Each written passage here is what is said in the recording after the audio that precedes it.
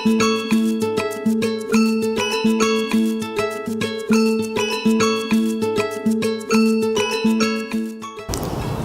I travel, I usually find myself with a lot of extra time on my hands, and I tend to like to try to wander around the cities just to kind of get a feel for the local space. During one of my recent trips, I walked into a clock shop, one that made watches and grandfather clocks, one of the old craftsman style, the one where the old guy's behind the bench putting together the individual pieces and designing his own clocks and watches.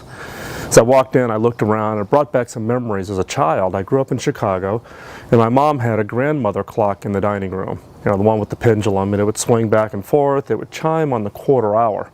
In fact, it just drove visitors crazy coming in and listening to that chiming in the middle of the night when they were staying at the house.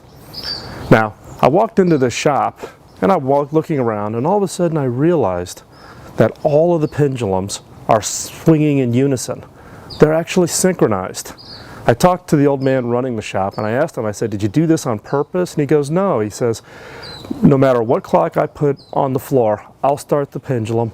Eventually, all the pendulums will become synchronized."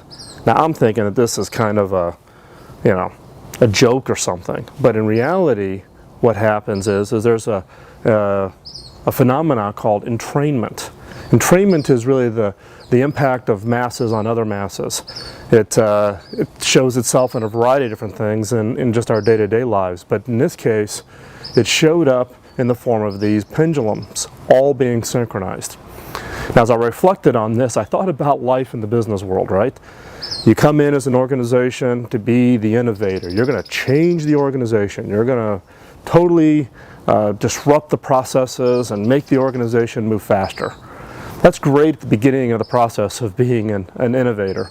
But after 2, 3, 4 years, what happens? You get sucked into the organization and you start swinging at the pace and at the cycle that the organization operates in. Now that's fine, but the problem is that you've got caught up in this entrainment of the organization that you're part of.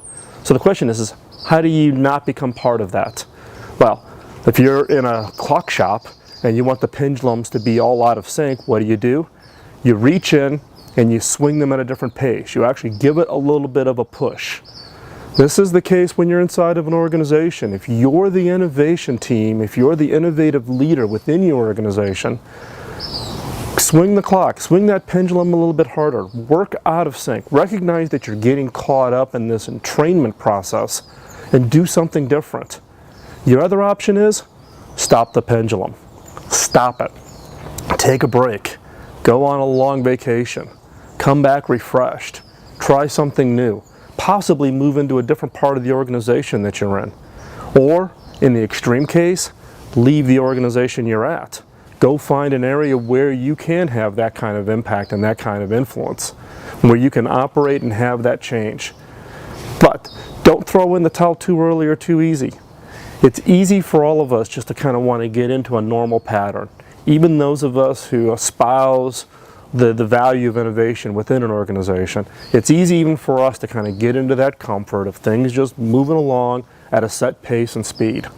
But sometimes you just got to disrupt. You just got to do something different. So, the word this week is, are you caught up in your own version of entrainment in the pendulum swing within your organization? If you are, do something different.